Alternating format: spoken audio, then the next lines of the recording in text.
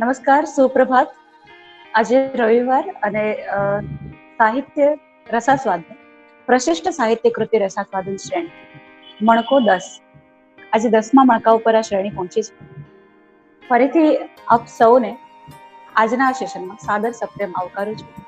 જીવન ભારતી મંડળ શિક્ષણ કરતા પણ કેળવણી જેના માટે કેન્દ્રમાં રહે છે અને 75 વર્ષમાં આ વર્ષે એ જીવન ભારતી સંસ્થાનું એટલે અમારી સંસ્થાનું 75મું વર્ષ છે. કોઈ પણ વ્યક્તિના જીવનમાં પણ 75મું વર્ષ એક ખૂબ જ મહત્વનો વળાંક હોય છે. આપણે એને અમૃત વર્ષ તરીકે ઓળખીએ છીએ અને સંસ્થાનો આ અમૃત વર્ષ ઉજવવાના ઓફકોર્સ તમામને એમને શુભેચ્છકો, સંસ્થાના સાથે જોડાયેલા તમામ લોકોને, મંત્રીશ્રીથી લઈને અધ્યક્ષથી લઈને એક કે વાલી મિત્રો સુધી કે વિદ્યાર્થીઓ સુધીને આ અભરખો હોય એમાં કોઈ શંકા જ ન હોય અને એના આયોજનો પણ હોય. પણ જે રીતે COVID-19ની આ પરિસ્થિતિમાં આપણા બધા જ આયોજનોને આપણે બદલવા પડ્યા છે અથવા તો બદલ્યા છે. મને બહુ મજબૂતપણે હું એવું માનું છું કે જ્યારે આવી પરિસ્થિતિમાં અચાનક આવેલી કોઈ સમસ્યાઓમાં પણ આપણે ટકી જઈએ છીએ ત્યારે સાહિત્યનો એક બહુ પ્રચંડ ટેકો આપણા બધા માટે રહ્યો છે. તો આ આયોજનો કે જે આ વર્ષે થવાના હતા એ 75 વર્ષ પૂરા થયા પછી એટલે કે આવતા વર્ષે ફરીથી સમગ્ર વર્ષ દરમિયાન અમે ઉજવીશું, સંસ્થા ઉજવશે. પરંતુ આ વર્ષે કંઈક એવું કરવું કે જે દિવાળી પર અજવાસમાં એક એવો અજવાસ કે જે આંતરિક અજવાસ હોય, એવું હોય કે જે આજે પણ નવો હોય અને 10 વર્ષ પછી પણ નવો હોય. અને એ વિચારને આકાર આપતા આ ઉપક્રમ માંડ્યો છે 75 પ્રશિષ્ટ સાહિત્ય કૃતિ રસાસ્વાદન. અને આજે 10મા મણકા ઉપર પહોંચ્યા છે.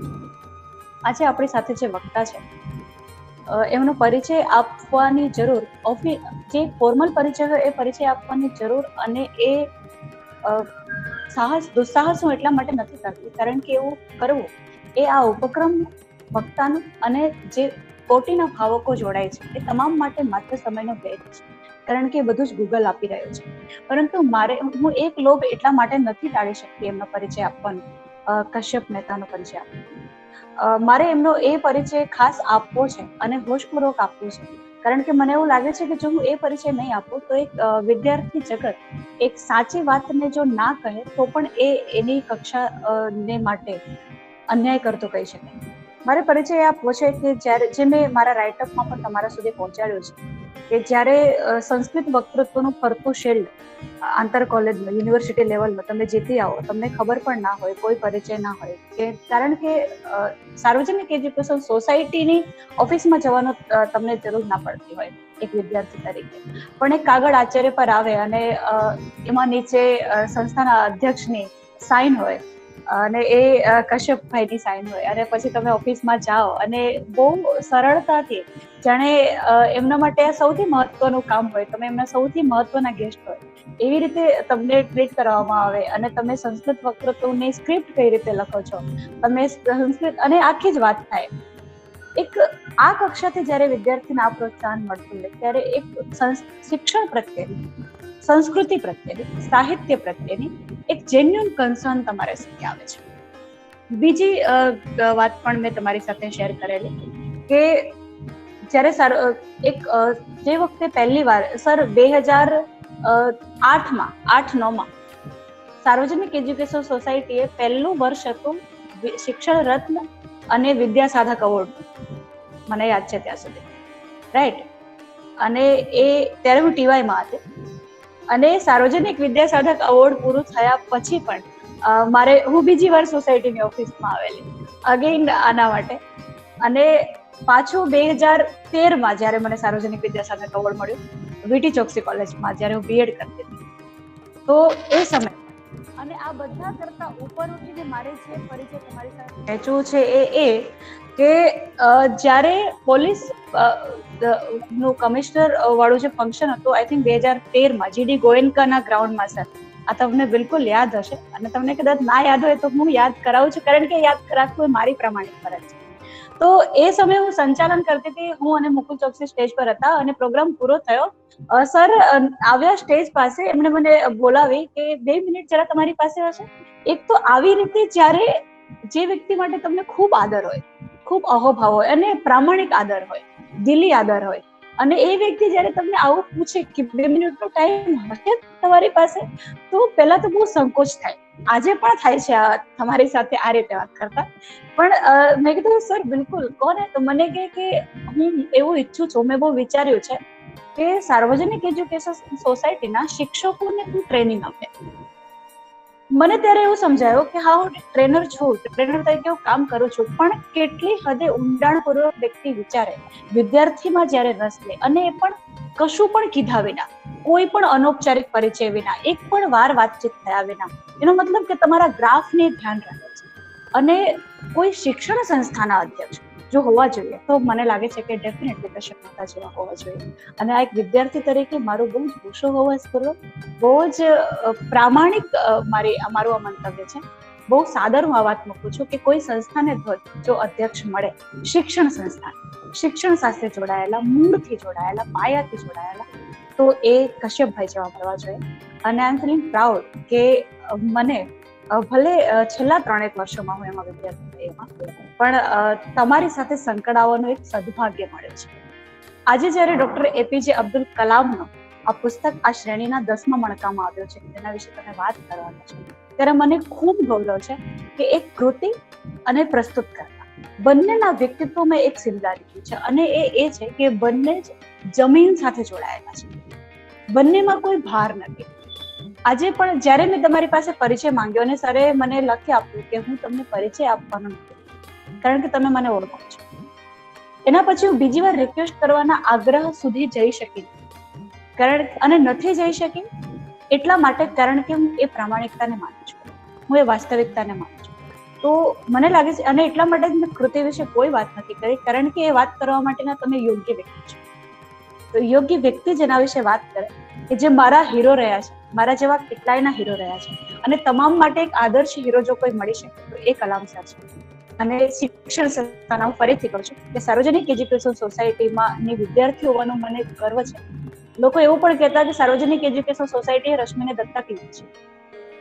તો એ રીતે એ સંસ્થાના એક સ્તર પર જ્યાં તમે રહ્યા છો અને રહ્યા હતા, અને આજે પણ એ સાથે જોડવું, મને આજે પણ એવું લાગે છે કે હું એમટીવીમાં છું, હું વિદ્યાર્થી છું, હું 10 વર્ષ વળાવી ખુદીને પાછળ પહોંચી ગઈ છું, અને હું તમને એ રીતે જ જોઉં છું. તો સર, આ મણકામ જીવન ભારતી સંસ્થા વતી, સાહિત્ય સમિતિ વતી અને વ્યક્તિગત રીતે, અંગત રીતે, આજે પણ એક વિદ્યાર્થી તરીકે હું તમને સાદર સપ્રેમ આવકારું છું, અને તમને વિનંતી કરું છું કે તમે સમયનો કોઈ પણ મર્યાદા જોયા વિના મન મૂકીને આને ઉપર વરસો.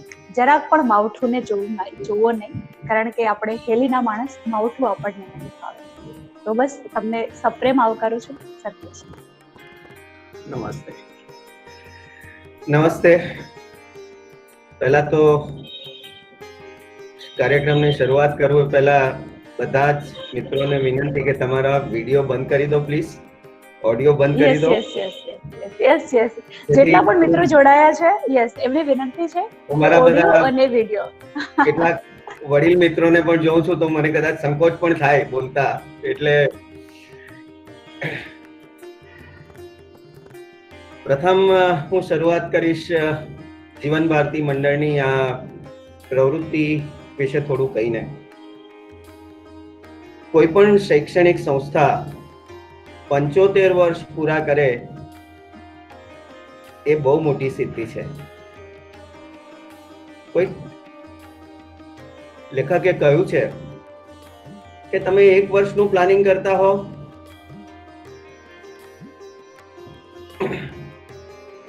તો ફૂલ વાવો, ફૂલનો છોડ રોપો. તમે 10 વર્ષનું પ્લાનિંગ કરતા હો તો ઝાડ વાવો, વૃક્ષ રોપો. જો તમે લાઈફ ટાઈમ નું પ્લાનિંગ કરતા હો તો માણસને વાવો. માણસને વાવો એટલે શિક્ષણ આપો, અને તે ઉમદા કામ જીવન ભારતી કરી રહી છે એનો મને આનંદ છે, મને ગર્વ છે. અને આ રીતે પણ જીવન ભારતી સાથે સંકળાવવા માટે હું મારી જાતને બળભાગી માનું છું. જીવન ભારતી વિશે થોડું કહું તો એક સાર્વજનિક એજ્યુકેશન સોસાયટી સાથેનું જોડાણ કદાચ તમારામાંથી ઘણા ઓછાને ખબર હશે. સાર્વજનિક એજ્યુકેશન સોસાયટીની સ્થાપના 1912માં ચુનીલાલ ઘેલાભાઈ શાહે કરી. એ ચુનીલાલ ઘેલાભાઈ શાહના સુપુત્ર એ doctor CC Shah, Chandravadan Shah. Doctor CC Shah આપણી યુનિવર્સિટીના પ્રથમ વાઇસ ચાન્સેલર, સાર્વજનિક એજ્યુકેશન સોસાયટીના વિદ્યાર્થી. સાર્વજનિક એજ્યુકેશન સોસાયટીએ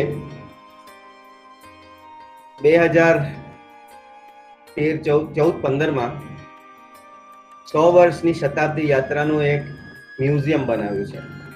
એ મ્યુઝિયમ પ્રસંગે અમે સોસાયટીના એલમનીઓની, ભૂતપૂર્વ વિદ્યાર્થીઓની, જે ડિસ્ટિંગ્વિશ્ડ વિદ્યાર્થીઓ હતા, એમની એક નાનકડી પુસ્તિકા બહાર પાડી છે અને સીસી શાહ સાહેબ એમાં વિરાજમાન છે. સીસી શાહ સાહેબ આપણી બીએડ કોલેજ એટલે સાર્વજનિક એજ્યુકેશન સોસાયટીની વીટી ચોકસી સાર્વજનિક કોલેજ ઓફ એજ્યુકેશન એના પ્રથમ સ્થાપક પ્રિન્સિપાલ હતા. He was the founder principal of this college. એમના મગજમાં શિક્ષણ વિશેના અદ્ભુત ખ્યાલો હતા અને એ ખ્યાલો કદાચ સાર્વજનિક એજ્યુકેશન સોસાયટીના માળખામાં કોઈ રીતે બંધ બેસે એવા નહોતા. એટલે એમણે પોતાની અલગ સંસ્થા ચાલુ કરી, જીવન ભારતી મંડળ, જે સર્વાંગી વિકાસ બાળકનો કરે એવી સંસ્થા. અત્યારે એક અંગત વાત ઉમેરવાનું મન થાય છે અને તે કે મારા પિતાજી સાર્વજનિક એજ્યુકેશન સોસાયટી સાથે લગભગ 56 વર્ષોથી સંકળાયેલા. તે છતાં મારા પુત્રના શાળા પ્રવેશ વખતે એમણે જીવન ભારતી પસંદ કરી અને મારા પુત્રએ જીવન ભારતીમાં પ્રવેશ લીધો. આ કઈ નાની સૂની વાત જીવન ભારતી માટે નથી કે જેની આટલી સિદ્ધિ હોય. શાહ સાહેબ હતા ત્યારે સંસ્થાની એક અલગ ઓળખ હતી. ત્યાર પછીના થોડા વર્ષો કદાચ લો પ્રોફાઇલમાં રહ્યા, પણ જ્યારથી ડોક્ટર કેતન શેલત, અજીતભાઈ જેવાના હાથમાં સુકાન આવ્યું, ત્યાંથી જીવન ભારતીની પ્રતિભા ઓર ખીલવા માંડી છે. અને રશ્મિ જેવા સહાયકો જ્યારે સંસ્થાને મળે ત્યારે સંસ્થાનું પણ સદનસીબ છે અને રશ્મિનું પણ સદનસીબ છે કે આવી સંસ્થામાં કામ કરવાનું મળે, જ્યાં મોકળાશ છે, જ્યાં પોતાના વિચારો મારફત પોતાના વિચારોને અમલ કરી શકે અને સંસ્થાને જરૂર પ્રગતિનો માર્ગ જરૂરથી મળે અને આવા સંચાલકો એ સંસ્થાને વધુ ઊંચાઈએ લઈ જશે. 100 વર્ષ પૂરા કરે ત્યારે આની ભવ્ય ઉજવણી કરવામાં આવે. એમ તો નથી કહેતો કે અમને યાદ કરે, પરંતુ આ સંસ્થા પોતાનું નામ બધા જગ્યાએ રોશન કરે. સમગ્ર દક્ષિણ ગુજરાતને છોડીને સમગ્ર ગુજરાતમાં એની પ્રતિભા સ્થપાય એવી શુભેચ્છા.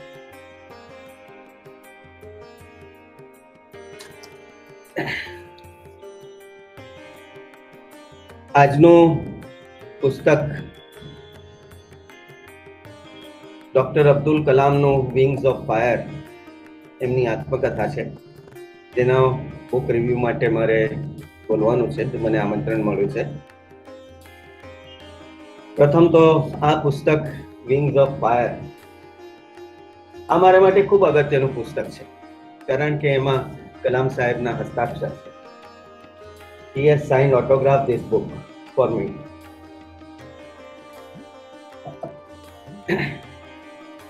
વિંગ્સ ઓફ ફાયરના લેખક ડોક્ટર એપીજે અબ્દુલ કલામ.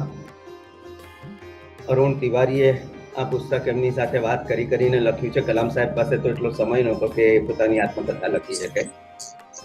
પ્રકાશક university press India private limited, first addition 1999. એના પૃષ્ઠો છે 180 અને સોફ્ટ બાઉન્ડ કોપીમાં આ પુસ્તક અંગ્રેજીમાં અવેલેબલ છે અને આના ઘણી ભાષાઓમાં એનું ભાષાંતર થયું છે. ગુજરાતીમાં પણ એનું ભાષાંતર થયું છે. ત્રણેક લેખકોએ એનું ભાષાંતર કર્યું છે. એમાં હરીશ ધોળકિયાનું અગન પંખ જાણીતું છે, જોકે મેં વાંચી નથી. આપણે ઘણી બધી આત્મકથાઓ વાંચીએ છીએ, વાંચી હશે, તમે પણ વાંચી હશે, મેં પણ વાંચી છે. પરંતુ એ વ્યક્તિને જ્યારે તમે સન્મુખ મળો અને એની સાથે થોડો સમય ગાળો અને જે વિશિષ્ટ અનુભૂતિ તમને થાય એવી અનુભૂતિ મને થઈ છે. અબ્દુલ કલામ સાહેબ આપણા યુગના મુઠ્ઠી ઉંચેરા માનવી છે. એમના ઘણા લખેલા પુસ્તકો છે અને તમે પણ વાંચ્યા છે, મેં પણ વાંચ્યા છે.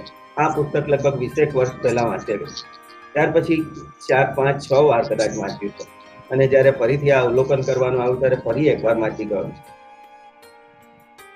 કલામ સાહેબ વિશે થોડી વાત કરીએ. શુદ્ધ શાકાહારી, બ્રહ્મચારી, સાદગી અને માનવતાના મૂર્તિ એ દરેક યુવાનો માટે રોલ મોડેલ છે.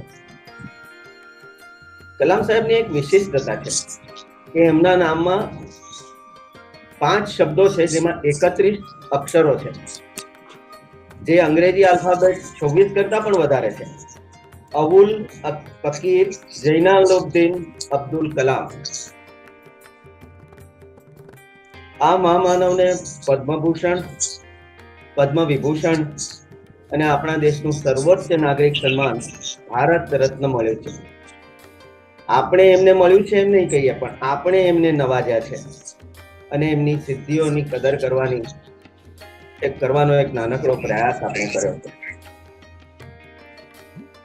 દેશ પરદેશ એક જાણીને તમને નવાઈ લાગશે કે he has got the unique distinction of receiving doctorate from 45 universities of the world.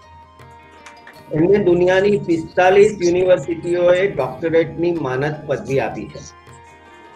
આ એક રેર ડિસ્ટિંક્શન છે કોઈ પણ સાયન્ટિસ્ટ માટે. પોલિટિશિયનોને કદાચ મળતી હશે, પરંતુ સાયન્ટિસ્ટ માટે આ એક રેર ડિસ્ટિંક્શન છે. વિંગ્સ ઓફ ફાયરની થોડી પૃષ્ઠભૂમિકા આપણે જોઈએ. કલામ સાહેબ ડિફેન્સમાં કામ કરતા હતા, ઈસરોમાં કામ કરતા હતા. 60 વર્ષ પૂરા થયા એટલે 60 વર્ષે નિવૃત્ત થવાનું હોય. એમના હાથ નીચે 10 વર્ષ સુધી કામ કરી ચૂકેલા અરુણ તિવારી એમના સંસ્મરણો ગ્રંથસ્થ કરવા માટે એમને પ્રસ્તાવ મૂક્યો. કલામ સાહેબને રિક્વેસ્ટ કરી કે તમે મને તમારા જે કંઈ તમે આટલા વર્ષોની જે તમારી સર્વિસ છે, તમારું બાળપણ છે, તેની તમારી જીવન કથા હું લખવા માંગુ છું. તમે મને થોડો સમય આપો અને તમે મને વાત કરો, હું લખતો જાઉં. કલામ સાહેબે થોડી આનાકાની પછી તૈયારી તો બતાવી, પરંતુ સમય કોની પાસે હતો? કલામ સાહેબ પાસે તો સમયની બહુ મુશ્કેલી, એમની પાસે સમય જ નહોતો. ઓકે, સોરી, મારું નેટવર્ક કનેક્શન સડનલી ડ્રોપ થઈ ગયું. તો અરુણ તિવારી સાંજે એમને ઘરે જાય, સાહેબ ઘરે પહોંચે પછી, અને મોડી રાત સુધી, ઘણીવાર તો વહેલી પરોઢ સુધી, એમ લખે છે અંગ્રેજીમાં કે we continued sometimes till the stars disappear. That means કે અજવાળું થવા માંડે અને તારા દેખાતા બંધ થઈ જાય ત્યાં સુધી એમનું લખવાનું ચાલે. કલામ સાહેબને સમજવા થોડા અઘરા છે.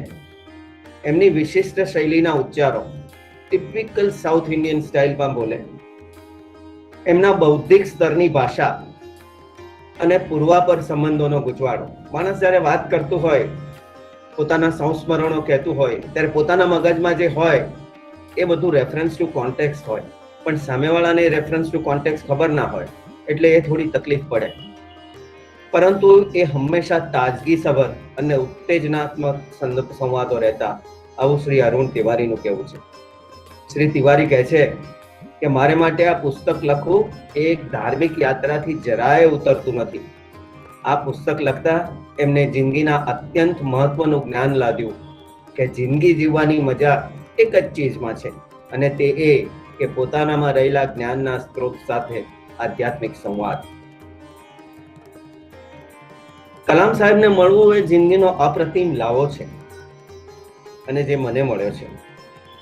એમની સાથે હસ્તધૂનન કરવા, એમની સાથે વાર્તાલાપ સંવાદ કરવા, એમનો ચરણ સ્પર્શ કરવા હું સદભાગી બન્યો છું. તમામને આવો લાવો મળતો નથી, પરંતુ હું એટલું જરૂર કહીશ કે એમનું આ પુસ્તક વાંચીને તમે એમના આધ્યાત્મિક મિત્ર તો જરૂર બની જશો. કલામ સાહેબ 2013ની ઓગસ્ટ મહિનામાં 9મી તારીખે સાર્વજનિક એજ્યુકેશન સોસાયટીના શતાબ્દી સમારોહમાં પધાર્યા હતા. મારે એમનો પરિચય આપવાનો હતો. મને થયું કે ચીલાચાલુ પરિચય તો બધા આપે કે આ તારીખે જન્મ્યા, અહીંયા આટલું ભણ્યા, અહીંયા આટલું ભણ્યા, અહીંયા આટલી સર્વિસ કરી, અહીંયા આટલું એવોર્ડ મળ્યા. મારે કંઈક નવું કરવું હતું. એટલે 4-5 પ્રશ્નો કર્યા અને અમારા સિનિયર ચેરમેન શ્રી દિનકરભાઈ નાયક જોડે અમે એમને મળવા ગયા.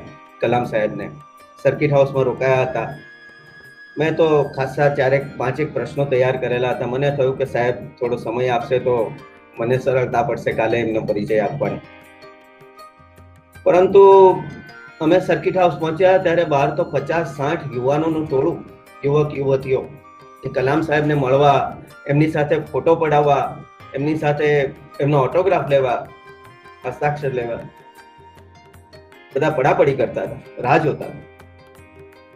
પરંતુ અમારી તો અપોઇન્ટમેન્ટ પ્રીફિક્સ્ડ હતી એટલે અમને તરત પ્રવેશ મળ્યો.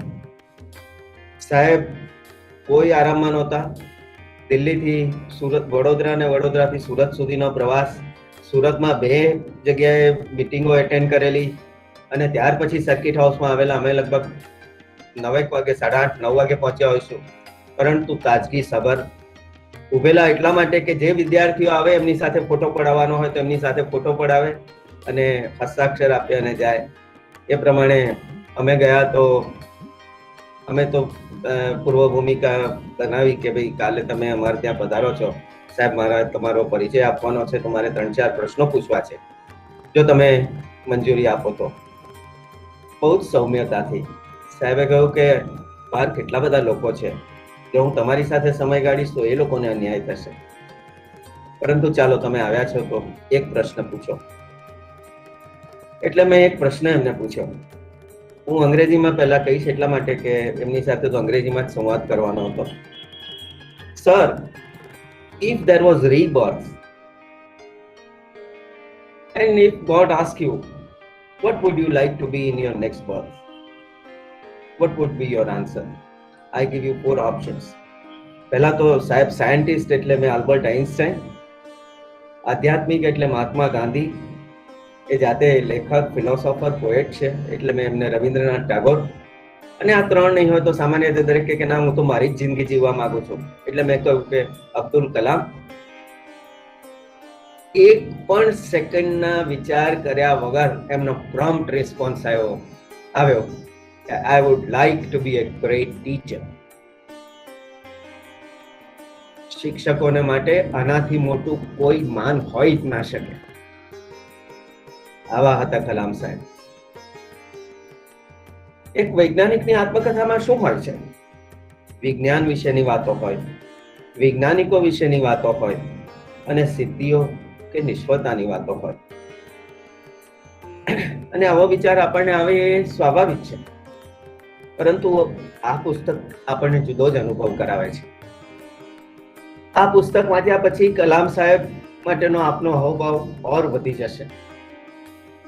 અને એક વૈજ્ઞાનિક માત્ર નહીં પણ કવિ, વિવેચક, કુશળ વહીવટકર્તા, વિશાળ વાંચન અને રસ ધરાવનાર વિદ્વાન, આધ્યાત્મિક છતાં વાસ્તવવાદી, શસ્ત્રવીર, સદા તત્પર દેશનો સૈનિક અને એક ઉત્તમ માનવી તરીકે તમે એને મૂલવશો. પુસ્તકની શરૂઆત થાય છે અથર્વવેદના 4થા કાંડના 16મા શ્લોકથી. વિચાર કરો, મુસ્લિમ કુટુંબમાં જન્મ, ઘરે ચુસ્ત મુસ્લિમ કુટુંબનું વાતાવરણ, અને આ વ્યક્તિ પોતાની આત્મકથા અથર્વવેદના શ્લોકથી શરૂ કરે છે. અહીંથી જ કલામ સાહેબની ઊંચી પ્રતિભાના દર્શનના કમાડ ખુલવાની શરૂઆત થાય છે. શરૂઆતમાં કલામ સાહેબ માય મધર શીર્ષકથી એક સુંદર કાવ્ય લખ્યું છે, પોતાની મા માટે લખ્યું છે. કલામ સાહેબે ઘણી કવિતાઓ લખી છે અને એમનું એક કાવ્યનું પણ પુસ્તક પ્રગટ થયું છે જેનું ટાઇટલ છે ધ લાઈફ ટ્રી. પુસ્તકની શરૂઆત કલામ સાહેબના બાળપણથી થાય એ તો સ્વાભાવિક છે. આ પ્રથમ અને દ્વિતીય પ્રકરણ બધાને જ રસ પડે એવા છે. ત્યાર પછીના પ્રકરણોમાં ભારતના યુદ્ધ શસ્ત્રો, મિસાઇલ, રોકેટની ઉત્પત્તિ, વિકાસ અને સફળતાનો ઇતિહાસ છે. એટલે કદાચ ઇતિહાસ વિમુખ અથવા તો નોન ટેકનિકલ વાચકોને એટલું રસપ્રદ નહીં લાગે એવું શક્ય છે. એક અતિ સામાન્ય લઘુમતી કોમમાં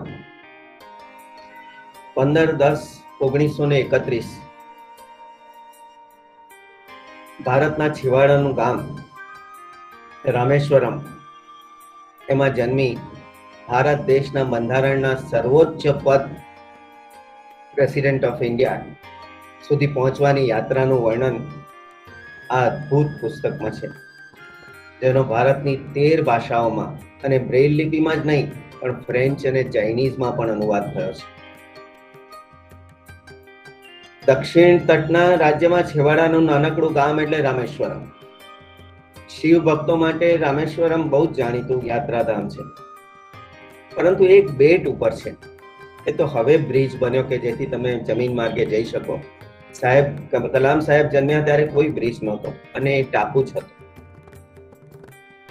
ચારે બાજુ સમુદ્રથી ઘેરાયેલા ટાપુ પર આ ગામ વસેલું છે. તેમાં જૈનાલુબ્દીન નામના સામાન્ય મુસ્લિમ પરિવારમાં અબ્દુલનો જન્મ. મધ્યમ પરિવારના મોભિયા એટલે કલામના પિતા શ્રી જૈનુલાબ્દીન નહીં ખાસ ભણેલા કે નહીં પૈસા પાત્ર, પણ ગામમાં એની ઊંચી શાખ હતી. એમના માટે લોકો એવું માનતા કે એમના સ્પર્શ કરેલો જો પાણી પીએ તો દરેક બીમારીઓ સારી થઈ જાય.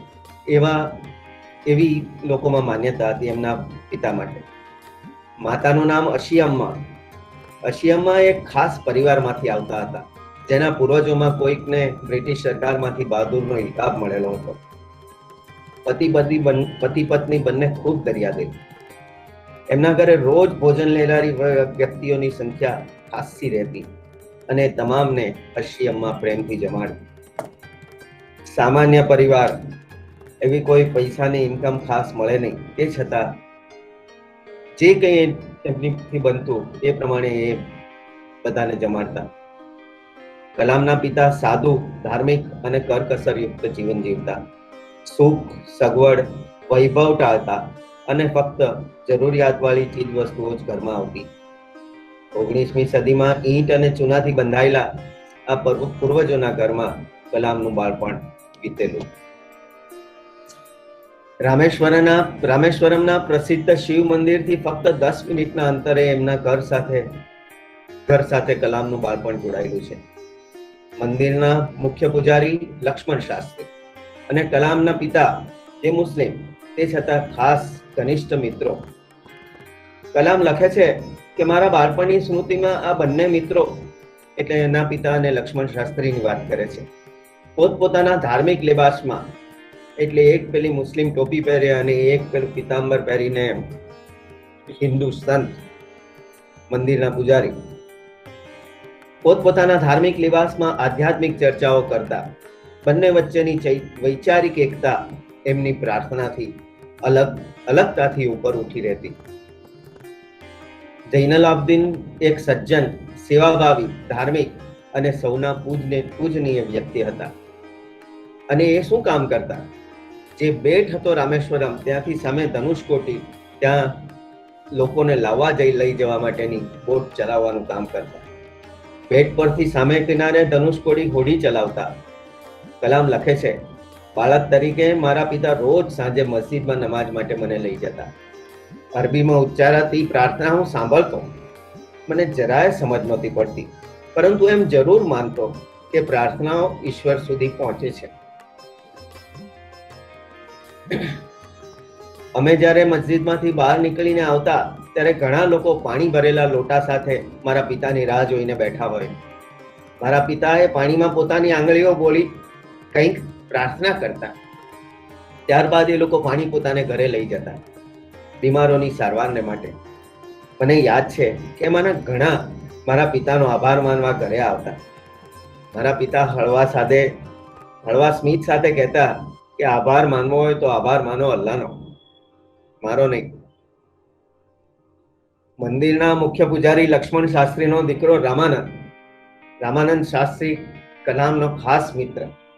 બંને એક જ વર્ગમાં ભણતા અને 5મા ધોરણનો એક પ્રસંગ એમણે લખેલો છે, ખૂબ રસપ્રદ છે. બંને મિત્રો ક્લાસમાં સાથે જ બેસતા.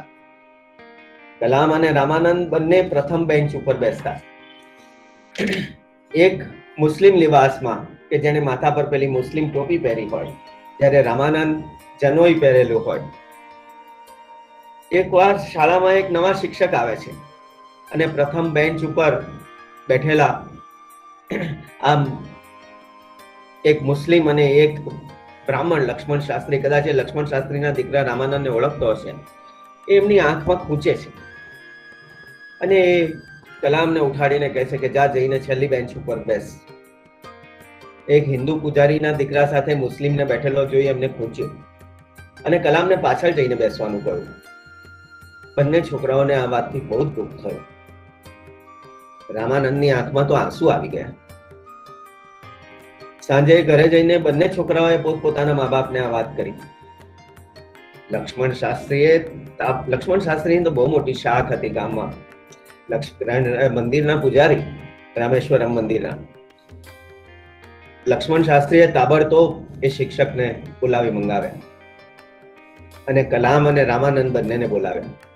એમની હાજરીમાં એ શિક્ષકને ઠપકો આપતા કહ્યું, તમારે બાળકોના મનમાં સામાજિક ભેદભાવ અને કોમવાદનું ઝેર નહીં ફેલાવવું જોઈએ. તરત જ શિક્ષકને પોતાની ભૂલ સમજાઈ અને એણે માફી માંગી. આવા ઘણા પ્રસંગો આ પુસ્તકમાં વર્ણવ્યા છે, જેના પરથી આપણને સહેજ ખ્યાલ આવે છે કે એ જમાનામાં પણ કલામ કેવા સંસ્કારી વાતાવરણમાં ગુજર્યા હતા. માતા પિતા ઉપરાંત કલામ બે બીજી વ્યક્તિઓનો ખાસ ઉલ્લેખ કરે છે, જેમણે એમના બાળપણમાં ખાસ ભાગ ભજવ્યો હતો. જેમાં પહેલું નામ જલાલુદ્દીનનું છે, જે આમ તો કલામ કરતા ઉંમરમાં 15 વર્ષ મોટા, પરંતુ બંને વચ્ચે ઘનિષ્ઠ મિત્રતા હતી. પાછળથી જલાલુદ્દીન કલામની બહેન ઝોહરા સાથે લગ્ન કરે છે. જલાલુદ્દીન આખા ટાપુ પર અંગ્રેજી જાણનાર માત્ર એક જ વ્યક્તિ હતો. એ બધાને મદદ કરતો, કોઈને અરજી તો કોઈને ફરિયાદ તો કોઈને પત્ર લખી આપતો. એ આર્થિક પરિસ્થિતિને કારણે જાજુ ભણી શક્યો ન હતો, પરંતુ એ કલામને ભણવા માટે ખૂબ પ્રેરણા આપતો, ઉત્તેજન આપતો. રોજ સાંજે બંને સાથે ચાલવા જતા. રામેશ્વરમ તો શિવ ભક્તોથી ઉભરાતું રહેતું અને ત્યાંની હવામાં જ આધ્યાત્મિકતાની સુવાસ મહેકતી. એમની વાતોમાં પણ આધ્યાત્મિકતા જ રહેતી. જલાલુદ્દીન ઈશ્વર સાથે સંવાદ કરતો હોય એ રીતે બોલતો. એ વિદ્વાનો વિશે, સાહિત્ય વિશે, વૈજ્ઞાનિક શોધો વિશે, તબીબી વિજ્ઞાનની સિદ્ધિઓ વિશે વાત કરતો અને કલામ અત્યંત રસપૂર્વક સાંભળતા. કલામ લખે છે, એની આ જ વાતોએ મને પડકારરૂપ બહારના વિશ્વ વિશે જોવા, જાણવાની અને મારી નાનકડી દુનિયાની બહાર જોવાની દ્રષ્ટિ આપી. બીજી વ્યક્તિ જેણે કલામની કુમાર અવસ્થામાં મહત્વનો ભાગ ભજવ્યો એ હતી શમશુદ્દીન, કલામના કાકાભાઈ. એ રામેશ્વરમમાં અખબારનો ડિસ્ટ્રીબ્યુટર, વિક્રેતા હતો.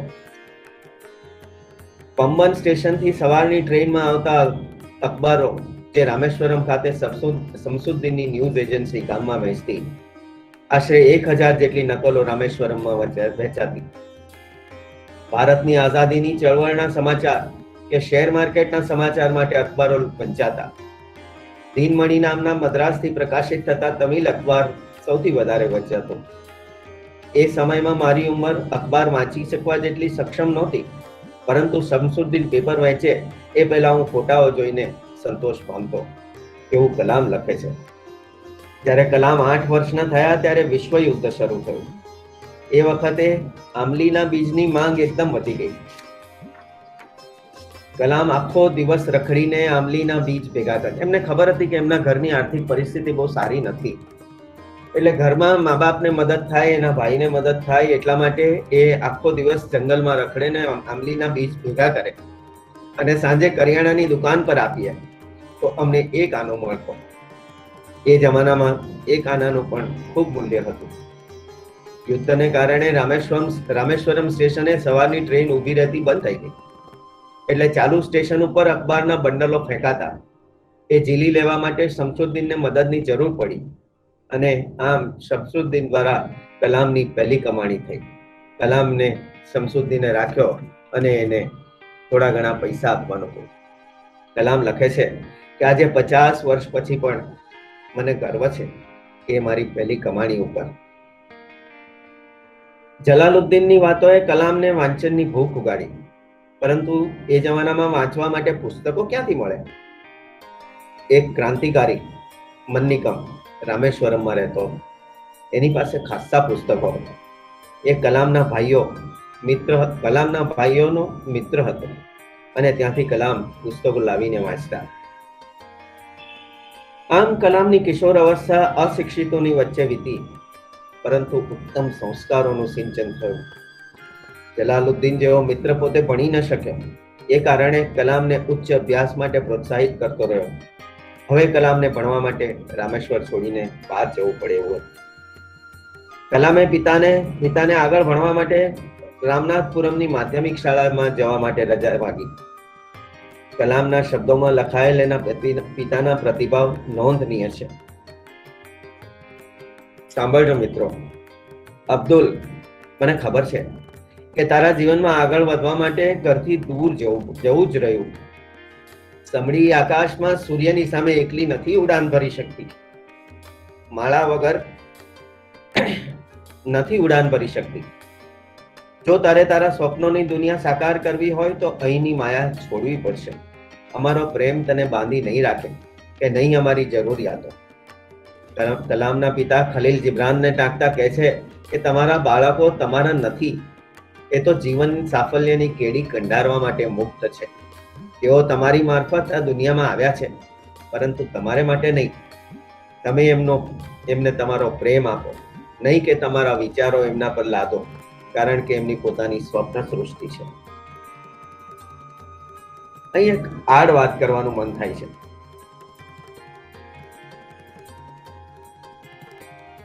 આ પુસ્તક મેં કહ્યું તેમ મેં 4-5 વાર વાંચ્યું છે.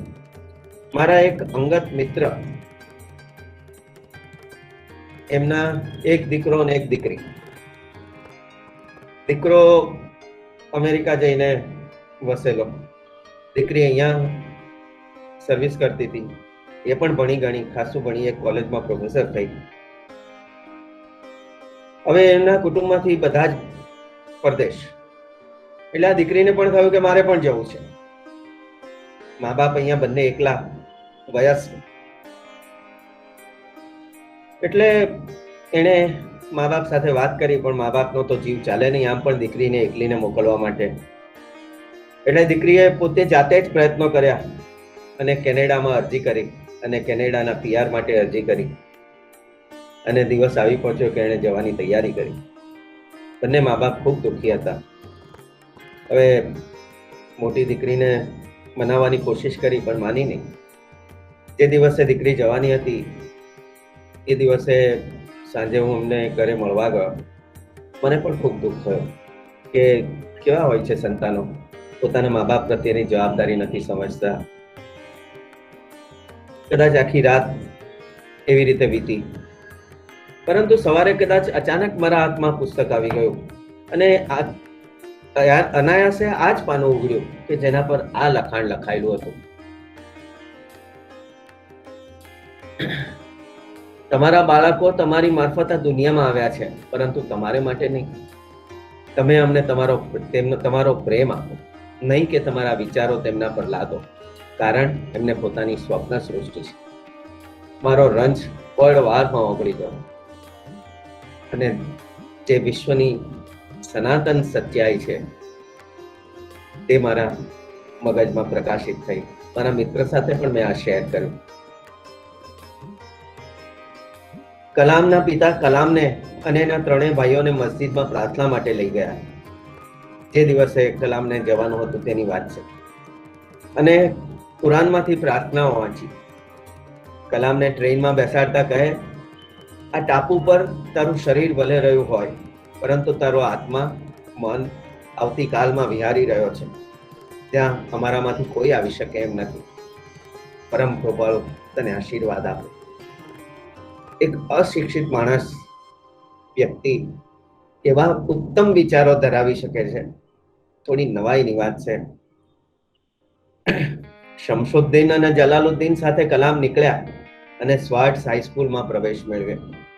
શરૂઆતના દિવસો કલામ માટે ખૂબ કપરા હતા. હોમ સિકનેસ અનુભવતા. આમ છતાં મન મક્કમ રાખી વિચારતા કે મારા પિતા તો મને કલેક્ટર બનાવવા માંગે છે. એમણે મારા માટે કેટલા સ્વપ્નો જોયા છે. મને જલાલુદ્દીનની વાતો યાદ આવતી કે જે મને હંમેશા હકારાત્મક વિચારવાનું શીખવતો. સ્વાર્ટ્સ હાઈસ્કૂલના શિક્ષક અન્નાદુરાઈ સોલોમનને યાદ કરતા કલામ લખે છે કે એમના સાનિધ્યથી હું ઘણું બધું શીખ્યો. તેઓ કહેતા અને માનતા કે જીવનમાં કંઈક પણ મેળવવા માટે 3 બળો પર પ્રભુત્વ મેળવવું જરૂરી છે. પ્રબળ ઈચ્છા શક્તિ, માન્યતા અને અપેક્ષાઓ. જે કંઈ તમે ઈચ્છો છો એની પ્રબળ ઈચ્છાથી પ્રયત્નશીલ રહેવું જરૂરી છે. જિંદગીમાં એ વસ્તુ હકીકત બનીને જ રહેશે. મારી પોતાની જિંદગીની વાત કરું તો મને બાળપણથી જ કલામ લખે છે. મારી પોતાની જિંદગીની વાત કરું તો મને બાળપણથી જ આકાશ, પક્ષીઓની ઉડાન ખૂબ પ્રભાવિત કરતા. મને ખાતરી થઈ ગઈ હતી કે જિંદગીમાં એક દિવસ હું પણ ગગન વિહારી થઈશ અને ખરેખર હું રામેશ્વરમનો આકાશમાં ઉડનાર પ્રથમ વ્યક્તિ બન્યો. શ્રદ્ધાથી તમે તમારું ભવિષ્ય લખી શકો છો. સ્વાર્ટ્સ હાઈસ્કૂલનો બીજો એક પ્રસંગ ખૂબ રસપ્રદ છે. કલામ ત્યારે 15 વર્ષના હશે. એક દિવસ કલામ ભૂલથી સ્કૂલમાં બીજા વર્ગમાં ચાલી જાય છે. ત્યાં રામકૃષ્ણ અય્યર નામના શિક્ષક ગણિત ભણાવતા હતા. એમણે ચશ્મામાંથી તીખી નજરે જોયું અને ઘાંટો પાડ્યો, કઈ આ વર્ગમાં શું કરે છે? બહુ સરસ પ્રસંગ છે. એણે અંગ્રેજીમાં પહેલા કહું તો, what are you doing in this class? If you can't find your class, go back to your village from where you have come from. And then he catches Kalam by the neck and beats him with a cane. જે ગામડામાંથી તું આવ્યો છે ત્યાં પાછો ચાલી જા. અને ત્યાર પછી બોચીમાંથી પકડ્યો અને સોટીથી ફટકારે. કલામને ખૂબ આઘાત લાગ્યો, પરંતુ એમાંથી બહાર નીકળી he was crushed એવું લખેલું છે. I was crushed કલામે બુકમાં લખ્યું છે. એક તો હોમ સિકનેસ લાગતી હતી, તેમાં આવો પ્રસંગ બને અને ત્યાં એનું કોઈ મિત્ર નહોતું કે જેની સાથે આવી કોઈ વ્યથા એ શેર કરી શકે.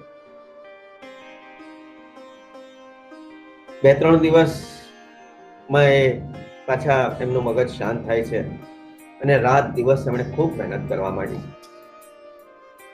એમનું સ્વપ્ન હતું કે ગણિતના વિષયમાં 100માંથી 100 માર્ક લાવવા, અને એ સ્વપ્ન કેટલાક મહિના પછી સાચું પડે છે. ખૂબ ખુશ થાય છે કલામ. પરંતુ વધારે ખુશીની વાત તો હવે આવે છે. દરેક શાળાઓમાં સવારે શાળા શરૂ થાય તે પહેલા સંમેલનો થતા હોય છે. આવું વિદ્યાર્થી સંમેલન બીજે દિવસે થયું. બધા જ આખી સ્કૂલના વિદ્યાર્થીઓ ભેગા હતા. રામકૃષ્ણ અય્યર, જેણે એમને મારેલો, એ પણ સ્ટેજ ઉપર હતા. He stood up and he said, boys, whosoever I punish becomes a great man. આવું એ વાક્ય બોલે છે.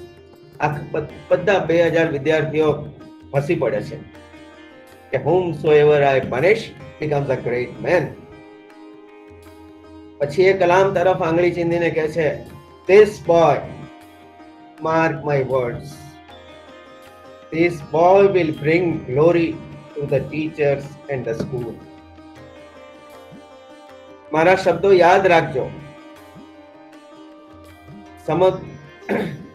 આખો પ્રસંગ એ વર્ણવે છે પહેલા રામકૃષ્ણ અય્યર કે એ મારા ક્લાસમાં ઘૂસી આવેલો હતો, મેં એને સોટીઓથી મારેલો હતો અને આજે એને 100માંથી 100 ગણિતમાં માર્ક આવે છે. મારા શબ્દો યાદ રાખજો.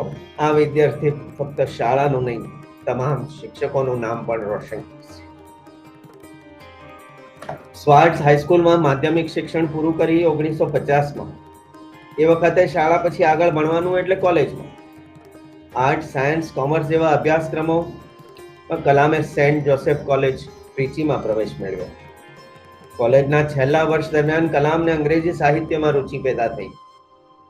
એમણે ટોલ્સ્ટોયથી માંડીને તમામ જાણીતા લેખકોના પુસ્તકો વાંચી કાઢ્યા અને આ દરમિયાન જ કલામને ભૌતિક શાસ્ત્રમાં વિશેષ રસ પડ્યો.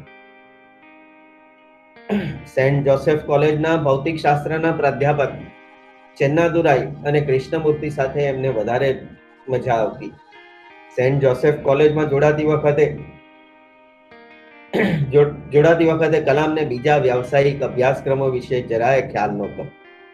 પીએચસી ની ડિગ્રી મેળવ્યા બાદ એમને ખ્યાલ આવ્યો કે ભૌતિક શાસ્ત્ર મારો વિષય નથી. જો મારે મારા સ્વપ્નો સાકાર કરવા હોય તો મારે એન્જિનિયરિંગ ભણવું પડશે અને એમણે MIT મદ્રાસ ઇન્સ્ટિટ્યૂટ ઓફ ટેકનોલોજીમાં પ્રવેશ મેળવ્યો. એ વખતે નામ MIT નું ખૂબ જાણીતું. પ્રવેશ તો મળ્યો, પણ 1000 જેટલી ફી ક્યાંથી કાઢવી? પૈસા તો હતા નહીં. અને એ વખતે કલામની બેન ઝોરાએ પોતાના ઘરેણા ગીરવી મૂક્યા અને કલામની ફી કરી. MIT ના કમ્પાઉન્ડમાં મૂકેલ 2 એરક્રાફ્ટથી કલામ અત્યંત પ્રભાવિત થયેલા. વર્ગો પૂરા થાય પછી કલાકો સુધી આ બંને વિમાનોને નિહાળતા રહેતા અને માનવીની આ અદ્વિતીય શોધથી અત્યંત પ્રભાવ અનુભવતા. હવે એમના મગજમાં જિંદગીનો ધ્યેય ઘૂંટાવા માંડ્યો હતો. એમણે એરોનોટિકલ એન્જિનિયરિંગ શાખા પસંદ કરી અને અભ્યાસક્રમમાં એમને રસ પડવા માંડ્યો. તેઓ તેમના સ્વપ્નો સાકાર કરવા પડ્યા. ડોક્ટર કલામે એન્જિનિયરિંગની ડિગ્રી મેળવ્યા પછી કારકિર્દીના ઘણા શિખરો સર કર્યા. ભારતના અવકાશ સંશોધનો, સ્વાવલંબીપણું એ તમામ ડોક્ટર કલામને આભારી છે. સરકારના જુદા જુદા વિભાગોમાં વિવિધ હોદ્દાઓ પરની કામગીરીના અનુભવો એમણે આત્મકથામાં વિસ્તારથી વર્ણવ્યા છે, પરંતુ સામાન્ય વાચકને એમાં રસ ઓછો પડે. ઘણી જગ્યાએ વધારે પડતું ટેકનિકલ પણ છે. સૌથી મહત્વની વાત તો એ છે કે આ પુસ્તક વાંચ્યા પછી ડોક્ટર કલામની અનેરી પ્રતિભા વાચકના મન પર ચોક્કસ ઉપસે છે અને ચિરંજીવ છાપ છોડી જાય છે. ડોક્ટર કલામનો અભ્યાસ આમ તો એન્જિનિયરિંગનો, પરંતુ આ પુસ્તકમાં ઠેક ઠેકાણે એમણે અનેકાનેક જગ પ્રસિદ્ધ કવિઓ અને લેખકોને ટાંક્યા છે. John Milton, T.S. Eliot, Emerson, Lewis Carroll, Coleridge ઉપરાંત ઘણી જગ્યાએ ગીતા, વેદ, કુરાનમાંથી પણ ટાંક્યા છે. અહીં એમનું વાંચન કેટલું વિશાળ હશે એનો ખ્યાલ આપણને મળે છે. સમગ્ર પુસ્તકમાં ઘણી જગ્યાએ એ પ્રસંગે પોતાની ડાયરીમાંથી લખેલી પોતાની કવિતાઓ પણ એમણે મૂકી છે. એ કલામ સાહેબના કવિ હૃદયનો નાનકડો પરિચય આપે છે. રામેશ્વરમના નાનકડા ગામમાંથી શરૂ થયેલી એમની જીવન યાત્રા અનેક મુશ્કેલીઓ પાર કરી સફળતાની કેડી પર ચડે એ પહેલા એમણે ઘણી નિષ્ફળતાઓ પણ મળી છે. એ નિષ્ફળતા વખતે નાસીપાસ થવાને બદલે હિંમતભેર પરિસ્થિતિઓનો સામનો કરી એમાંથી માર્ગ કાઢ્યો છે. SLVની પ્રથમ નિષ્ફળતાએ એમને ખૂબ આઘાત આપ્યો હતો. આખા દેશના મીડિયાએ એમની અને વૈજ્ઞાનિકોની ઠેકડી ઉડાવી હતી. અહીં તમને જાણીને નવાઈ લાગશે કે આ પ્રસંગ હતો કે જેમાં મીડિયાની અંદર એમની ઠેકડી ઉડાવેલી હતી. એમાં R.K. લક્ષ્મણે 2 કાર્ટૂન એ વખતે બનાવેલા અને તે આ વૈજ્ઞાનિકોની ઠેકડી ઉડાવતા હતા. એ બંને કાર્ટૂનો આ આત્મકથામાં છે. કલામ સાહેબની એમણે મૂક્યા છે, એ ચિત્રો મૂક્યા છે અને નીચેનું લખાણ પણ. અહીં એક બીજો પ્રસંગ યાદ આવે છે જે કલામ સાહેબે એમની આત્મકથામાં લખ્યો છે. આ SLV-3 ની નિષ્ફળતા પછી ખૂબ નાસીપાસ થયેલા. હવે તમે પણ બધા ટીવી જુઓ છો, ટીવીમાં જોયું હશે કે જ્યારે પણ આવું કંઈ રોકેટ લોન્ચિંગ થાય, એ સફળ થાય કે નિષ્ફળ થાય, પણ પછી એક પ્રેસ કોન્ફરન્સ મળે અને પ્રેસ કોન્ફરન્સમાં એ જે સાયન્ટિસ્ટ ઇન્ચાર્જ હોય એ એમનો પ્રશ્નોના જવાબ આપે પત્રકારોને. આ SLV-3 ની નિષ્ફળતા પછી કલામ સાહેબ આ પ્રોજેક્ટના ઇન્ચાર્જ હતા. એમને પત્રકારોનો સામનો કરવાનો આવ્યો. વોઝ વેરી ડિપ્રેસ્ડ અને ખૂબ મૂંઝાયેલા હતા. આમ પણ એ આવા કોઈ પત્રકારોનો સામનો કરવાની, એમાં કે આડા તેડા જવાબ આપવાની એમનામાં આવડત પણ નહોતી ને કુનેહ પણ નહોતી. એ વખતે ઈસરોના હેડ ડોક્ટર સતીશ ધવન, એમણે માઇક કલામ સાહેબના હાથમાંથી લઈ લીધું અને એમણે બધા જ પત્રકારોના પ્રશ્નોના જવાબ આપ્યા. ત્યાર પછી એક વર્ષ રહીને SLV3 ફરીથી લોન્ચ થયું અને આ વખતે સક્સેસફુલ લોન્ચ થયું. ફરી પત્રકાર પરિષદ ભરાઈ. આ વખતે સતીશ ધવને કલામ સાહેબને માઇક આપ્યું અને એમને પત્રકારોને પેશ કરવાનું કહ્યું. કલામ સાહેબ લખે છે કે મેનેજમેન્ટનો આ સિદ્ધાંત હું સતીશ ધવન પાસેથી શીખ્યો.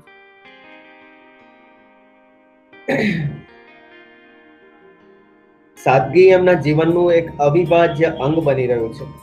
1990ના પ્રજાસત્તાક દિને કલામ સાહેબને પદ્મ વિભૂષણથી સન્માનિત કરવામાં આવ્યા. એમને 10 વર્ષ પહેલા પદ્મભૂષણનું સન્માન મળી ચૂક્યું હતું. કલામ સાહેબ લખે છે કે દાયકા પહેલા મળેલા પદ્મભૂષણ એવોર્ડોની યાદ તાજી થઈ. હું હજી પણ ત્યાં જ રહેતો હતો, હજુ પણ ત્યારે રહેતો હતો, એ જ રીતે રહેતો હતો. 10 ફૂટ પહોળા અને 12 ફૂટ લાંબા રૂમમાં રહું છું, જેમાં પુસ્તકો અને કાગળોના ઢગલા મુખ્યત્વે છે, થોડુંક ભાડાનું ફર્નિચર. એક જ ફેર ત્યારનામાં અને અત્યારનામાં છે કે હું ત્યારે ત્રિચીમાં હતો, આજે હું હૈદરાબાદમાં છું. કેટલી સાદગી! આપણને એક નાનો અમથો પુરસ્કાર મળે તો આપણે તરત જ વોટ્સઅપ પર મૂકી દઈએ, બધા મિત્રોને કહીએ, ફેસબુક પર મૂકી દઈએ. અને આ પદ્મભૂષણ, પદ્મ વિભૂષણ જેવા મહાન એવોર્ડ મળે તો પણ એક નાનકડી 10x12 રૂમમાં આ વ્યક્તિ રહેતા. બીજો એક પ્રસંગ લઈએ. કલામ સાહેબ હૈદરાબાદથી મુંબઈ એક ભાષણ આપવા આવેલા. સાંજે પાછા જવાના હતા. મુંબઈ ઉતર્યા ત્યાં એમને સંદેશો આવ્યો કે રાતની ફ્લાઇટ પકડો અને દિલ્હી આવો, કાલે વડાપ્રધાનને મળવાનું છે. કલામ સાહેબ તો મુશ્કેલીમાં મુકાયા. સાધારણ કપડા અને પગમાં તો બાથરૂમ સ્લીપર્સ પહેરેલા. આવા વેશમાં વડાપ્રધાનને કેવી રીતે મળવા જવાય? એમના ઉપરી ડોક્ટર સતીશ ધવને એમને કહ્યું, ચિંતા નહીં કરો, તમે સફળતાના સુંદર વગાથી શોભો છો. કલામ સાહેબ એક કુશળ વહીવટકર્તા પુરવાર થયા. એમણે કર્યું હતું એન્જિનિયરિંગ, મેનેજમેન્ટની કોઈ ડિગ્રી મેળવી નહોતી, છતાં એમણે જે સંસ્થાનોમાં નેતૃત્વ કર્યું ત્યાં સમગ્ર કર્મચારીઓને એક જૂથે બાંધીને સફળતાને વર્યા. એમાં એમનો માનવીય ગુણોથી ભરપૂર સ્વભાવ કારણરૂપ છે. એમની આત્મકથાના લેખક અરુણ તિવારી એમના હાથ નીચે કામ કરતા હતા.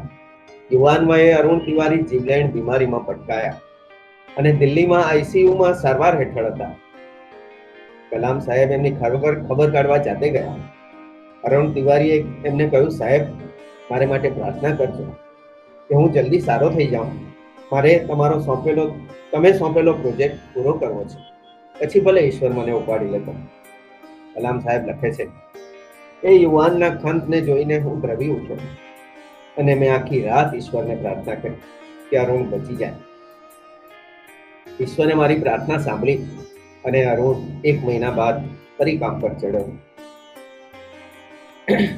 આટલો મોટો વૈજ્ઞાનિક ઈશ્વરમાં માને એ વાત સામાન્ય રીતે આપણા મગજમાં ઉતરતી નથી, પરંતુ કલામ સાહેબ એમના પિતાથી ખૂબ પ્રભાવિત હતા, જે ઈશ્વરમાં અડગ શ્રદ્ધા ધરાવતા. એક આ જે માનવીય વ્યવહાર છે એની એક બીજી વાત મને યાદ આવે છે. કલામ સાહેબના હાથ નીચે ઘણા બધા સિનિયર એન્જિનિયર્સ, મેનેજર્સ બધા કામ કરતા હતા. કલામ સાહેબ એક દિવસ સાંજે ઓફિસમાંથી એક જુએ છે તો એક યુવાન એન્જિનિયર, સિનિયર છે, ખૂબ ખંતથી કામ કરે છે. સવારે કલામ સાહેબને કહે છે કે આજે દિવસ પહેલા હું આપનું આ કામ પતાવી દઈશ, આપે સોંપેલું કામ હું પતાવી દઈશ. કલામ સાહેબ સાંજે ઘરે જવા માટે બહાર નીકળે તો પેલો એક જ એન્જિનિયર બેઠો હોય છે આખી ઓફિસમાં અને પૂછે છે કે ભાઈ તું કેમ નથી ગયો? તારે તો આજે તારી પત્નીને અને બાળકોને લઈને નાટક જોવા જવાનું. તો કે છે, સાહેબ, આપણે સવારે જે વાત થયેલી એ પ્રમાણે કામ હું પૂરું કરી શક્યો નથી, એટલે હું નથી જતો અને હું અહીંયા જ બેઠો. કલામ સાહેબ એને કહે છે કે ના, કાલે થશે, હવે તું આજે જા અને તારી પત્નીને બાળકોને વચન આપ્યું છે, એ લોકો રાહ જોતા હશે. તો કે ના, કશો વાંધો નહીં, હું આ કામ પતાવીને જ જઈશ. કલામ સાહેબ કંઈ બોલતા નથી અને ચાલી જાય છે. પેલો એન્જિનિયર રાતના 11-12 વાગે ઘરે પહોંચે છે અને થયું કે આજે તો બરાબર પત્ની મારી ખીજવાવાની છે, ખૂબ ગુસ્સે થવાની છે અને બાળકો તો બિચારા રડી રડીને સૂઈ ગયા છે. અને એ ઘરે જઈને ડોરબેલ દબાવે છે. એની પત્ની બારણું ખોલે છે, એકદમ સરસ મૂડમાં હસતા હસતા એને આવકારે છે. એટલે પતિને બહુ નવાઈ લાગે છે કે હું આજે આવ્યો નથી, એ લોકોને ડ્રામા જોવા નથી લઈ ગયો, તો ગુસ્સે થવાને બદલે આ કેમ આટલી બધી ખુશ છે. અને જેવો એ પ્રવેશે છે ડ્રોઈંગ રૂમમાં તો ત્યાં કલામ સાહેબને બેઠેલા જુએ છે. એ તો આશ્ચર્યથી એને નવાઈ લાગે છે કે સાહેબ તમે અહીંયા? એટલે એની પત્ની કહે છે તમે તો નહીં આવ્યા, પણ કલામ સાહેબ અમને નાટક જોવા લઈ ગયા, અને એટલું જ નહીં અમને બહાર ભોજન પણ કરાવ્યું. આ હતા કલામ સાહેબ.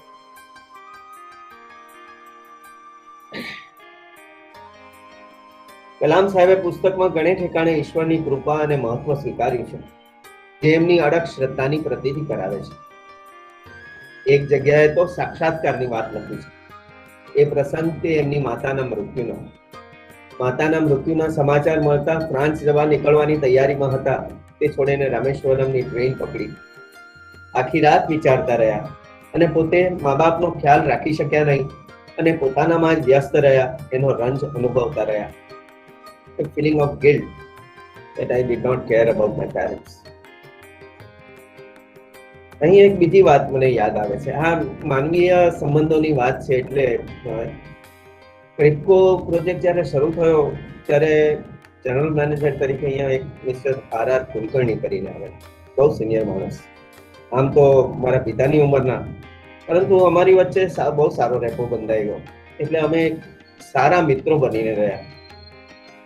ઘણી વાર એમના ઘરે જવાનું થતું, કામ માટે જતા હોઈએ, પછી પ્લાન્ટમાંથી એમને ઘરે જઈએ, સાહેબ સાથે વાતો થાય.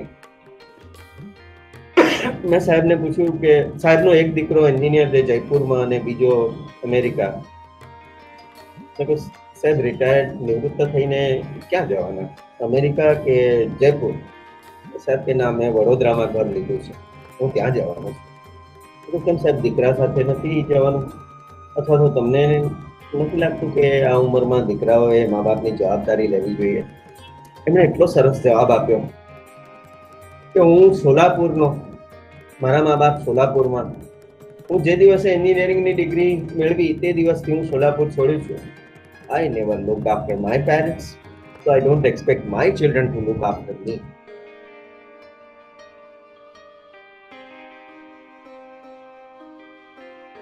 માતાની અંતિમ ક્રિયા બતાવીને એક જૂની મસ્જિદમાં જઈને બેઠા. ત્યાં એને બાળપણમાં એના પિતા લઈ જતા. ત્યાં એમણે પ્રાર્થના કરી, ઈશ્વરની માફી માંગી. ત્યાં કોઈ જ નહોતું, પણ એમને એક અવાજ સંભળાયો. આ સાક્ષાત્કારની વાત છે જે એમણે એમના પુસ્તકમાં લખી છે. એમણે એમ નથી લખ્યું કે મને સાક્ષાત્કાર થયો, એમણે તો આનું વર્ણન કર્યું છે કે જે એમને અવાજ સંભળાયો. ત્યાં કોઈ જ નહોતું, પણ એમને એક અવાજ સંભળાયો. મેં એમને માટે નક્કી કરેલું જીવન ધ્યેય એમણે ખૂબ નિષ્ઠા, કાળજી અને પ્રમાણિકતાથી નિભાવ્યું છે, અને એઓ મારી પાસે પાછા આવ્યા છે. એમની જીવન પૂર્ણતાના દિવસે તું કેમ શોક કરે છે? તારી સામે પડેલા પડકારોને પહોંચી વળવા પર ધ્યાન આપ અને તારા કર્મોથી મને યશસ્વી બનાવ. કલામ લખે છે કે ત્યાં કોઈ જ નહોતું, પણ મને સ્પષ્ટ અને મોટા અવાજે આ શબ્દો સંભળાયા હતા. ઈશ્વરમાં અખૂટ શ્રદ્ધા, અને આમ છતાં જ્યોતિષ શાસ્ત્રમાં જરાય નહોતા માનતા. એમના મત મુજબ કરોડો માઇલ દૂર આવેલા ગ્રહો ક્ષુલ્લક માણસ વ્યક્તિના નિજી જીવન પર કઈ રીતે અસર કરે? જ્યોતિષ શાસ્ત્રના વિરોધી નહોતા, પણ એમને જરાય શ્રદ્ધા નહોતી. કલામ સાહેબના જીવનમાં જે વ્યક્તિઓએ અગત્યનો ભાગ ભજવ્યો એ અંગે એમણે મુક્ત કંઠે પ્રશંસા કરી છે, એનો સ્વીકાર કર્યો છે. બાળપણના સાથી જલાલુદ્દીન શમસુદ્દીન, એમના સ્વાર્ટ્સ હાઈસ્કૂલના જોસેફ કોલેજ અને MITના શિક્ષકો, professors doctor Vikram Sarabhai, doctor Brahmprakash, doctor Satish Dhawan એમાં આગળ પડતા નામો છે. આ ઉપરાંત અનેક નામોનો ઉલ્લેખ છે. ડોક્ટર વિક્રમ સારાભાઈના મુક્ત કંઠે વખાણ કરતા કલામ સાહેબ એમને ભારતના અવકાશ યુગના પ્રણેતા માને છે. સ્વપ્નદ્રષ્ટા માને છે. એમના વિના ભારતે જે સ્વાવલંબીપણું મેળવ્યું એ ક્યારેય શક્ય ના બન્યું હોત. કલામ સાહેબ પુસ્તકની પ્રસ્તાવનામાં લખે છે, આ સુંદર ગ્રહ ઉપર દરેક જીવને પોતપોતાનો ભાગ ભજવવા ઈશ્વરે ઘડ્યા છે. જે કંઈ જીવનમાં મેં મેળવ્યું છે એ ફક્ત અને ફક્ત એની કૃપા અને ઈચ્છાથી મેળવ્યું છે. એણે એટલે ઈશ્વરે મને એના આશીર્વાદ કેટલાય ઉત્તમ શિક્ષકો અને સાક્ષીઓ રૂપે મારી પર વર્ષા કરી. ત્યારે આ તમામને હું મારી હૃદયપૂર્વકની અંજલિ આપું છું ત્યારે ફક્ત અને ફક્ત ઈશ્વરના યશોગાન જ વર્ણવું છું. આ તમામ રોકેટ અને મિસાઇલ્સ એનું કામ છે જે એણે એક નાનકડી વ્યક્તિ દ્વારા કરાવ્યું અને જેનું નામ છે કલામ. એક જગ્યાએ કલામ સાહેબ કહે છે, હું એક ધાર્મિક વ્યક્તિ છું, એ અર્થમાં કે હું હંમેશા ઈશ્વર સાથે કામ અંગે ભાગીદારી રાખું છું. મને જાણ છે કે શ્રેષ્ઠ કામ માટે જે કાબિલિયત જોઈએ એટલી મારી પાસે નથી, એટલે ઈશ્વર જ મને શક્તિ આપી શકે. મને મારી કાબિલિયતનો અંદાજ છે, હું એને 50% જેટલી વધારવાની કોશિશ કરું છું અને પછી ઈશ્વરના ભરોસે છોડી દઉં છું. આ ભાગીદારીમાં મને હંમેશા જોઈતી શક્તિ મળી રહી છે અને મારામાંથી વહેતી મેં અનુભવી છે. આજે હું ખાતરીપૂર્વક કહી શકું છું કે ઈશ્વરનું રાજ્ય તમારામાં જ છે, આવી શક્તિના સ્વરૂપમાં જે તમને તમારા ધ્યેય અને સ્વપ્નોને સાકાર કરે છે. આ તમામની તેમના જીવન ઉપર ઊંડી છાપ હતી, પરંતુ સૌથી વધારે અસર એમના પિતાની હતી, જેનો એમણે વારંવાર ઉલ્લેખ કર્યો છે. નિષ્ફળતા, સ્વજનોના મૃત્યુ કે સફળતા વખતે પણ એમના પિતાને યાદ કરતા રહ્યા છે. એમણે એમના પિતાનું જે શબ્દચિત્ર દોર્યું છે એના પરથી સહેજે ખ્યાલ આવે કે એમના પિતા એક સંસારી જીવ હોવા છતાં સંત હતા. કલામ સાહેબને એમના પિતાની વાતો લખી છે જે દ્વારા એમના પિતાના બૌદ્ધિક સ્તરનો પણ ખ્યાલ આવે છે. કલામ સાહેબ લખે છે કે મારા પિતા ગૂંચવાડા ભર્યા આધ્યાત્મિકના વિચારોને સીધી સાદી તમિલ ભાષામાં સમજાવી શકતા. એકવાર એ કહે છે કે સારું કે નરસું, જે કોઈ વ્યક્તિ એની જગ્યાએ એને સમયે એ જે કંઈ છે એ બધું જ ઈશ્વરને આધારિત છે. તે પછી મુશ્કેલીઓ, વેદનાઓ કે સમસ્યાઓથી ગભરાવાની શી જરૂર છે? જ્યારે પણ મુશ્કેલીઓ આવે ત્યારે તમારે વેદનાનો સંદર્ભ શોધવાનો પ્રયત્ન કરવો. વિપરીતતા અથવા સમસ્યાઓ હંમેશા આંતરપોચની તકો પૂરી પાડે છે. કલામ સાહેબ લખે છે કે મારી જિંદગીમાં મેં હંમેશા મારા પિતાશ્રીના વિચારોને મારા વિજ્ઞાનના વિશ્વમાં પણ અનુસરવાનો પ્રયત્ન કર્યો છે. મારા પિતાએ સમજાવેલા મૂળભૂત સત્યો મેં સમજવાની કોશિશ કરી છે અને મને સંપૂર્ણ શ્રદ્ધા છે એ આધ્યાત્મિક શક્તિ પર જે વ્યક્તિને મૂંઝવણ, દુઃખ, વેદના અને નિષ્ફળતાની ગહેરાઈઓમાંથી બહાર લાવે છે. અને એક વાર જો લાગણી અને સંસારિક બંધનોમાંથી મુક્તિ મેળવે તો એ સુખ, મનની શાંતિ અને સ્વતંત્રતાનો આહલાદક અનુભવ કરી શકશે. કલામ સાહેબના પિતાનું 102 વર્ષની વયે અવસાન થયું. કલામ સાહેબ લખે છે કે દુનિયાની ભાષામાં એક વૃદ્ધનું અવસાન માત્ર હતું. કોઈ જાહેર શોક સભા નહોતી, કોઈ ધ્વજો અડધી કાઠીએ ફરકતા નહોતા, કોઈ વર્તમાન પત્રો એના અવસાનની નોંધ લીધી નહોતી. એ નહોતા નહીં કોઈ નેતા, ના કોઈ વિદ્વાન, નહીં કોઈ મોટા બિઝનેસમેન. એ સીધા સાદા પારદર્શક વ્યક્તિ હતા. મારા પિતાએ ઉચ્ચતમ મૂલ્યો સારાઈ વડે જીવન સાધ્ય કર્યું હતું. એમના જીવનમાં હંમેશા એમણે જે કંઈ સારું અને દૈવી, કાપણ ભરેલું અને ઉમદા હતું એને અનુમોદન આપ્યું હતું. કલામ સાહેબ લખે છે કે મારા પિતાએ મને હંમેશા અબુબેન આદમની યાદ આપી છે, જે એક વખત શાંત નિદ્રામાંથી જાગીને જુએ છે તો એક દેવદૂત સોનેરી પુસ્તકમાં જે વ્યક્તિઓ ઈશ્વરને ચાહે છે એના નામો લખી રહ્યો છે. અબુ પૂછે છે કે એમાં એનું નામ છે ખરું? દેવદૂત નકારમાં જવાબ આપે છે. એ લિસ્ટ બતાવે છે, નકારમાં જવાબ આપે છે કે ના, તારું નામ નથી. નિરાશ પણ છતાં આનંદપૂર્વક અબુ કહે છે, મારું નામ એ યાદીમાં લખી દો કે જે લોકો પોતાના સાથીઓને ચાહે છે. દેવદૂત લખે છે અને અલોપ થઈ જાય છે. બીજી રાત્રે ફરીથી પ્રકાશમય રીતે દેવદૂતનું આગમન થાય છે અને અબુને યાદી બતાવે છે જેને ઈશ્વરના પ્રેમ અને આશીર્વાદ છે. અને એ યાદીમાં અબુનું નામ પહેલું હતું. આ અબુબેન આદમ એક અંગ્રેજી કવિની કવિતા છે. રોમેન્ટિક એજના 1734માં જન્મેલા એ કવિની કવિતાનું શીર્ષક અબુબેન આદમ છે. લે હન્ટ નામનો કવિ હતો અને રોમેન્ટિક એજ ઇંગ્લેન્ડનો છે.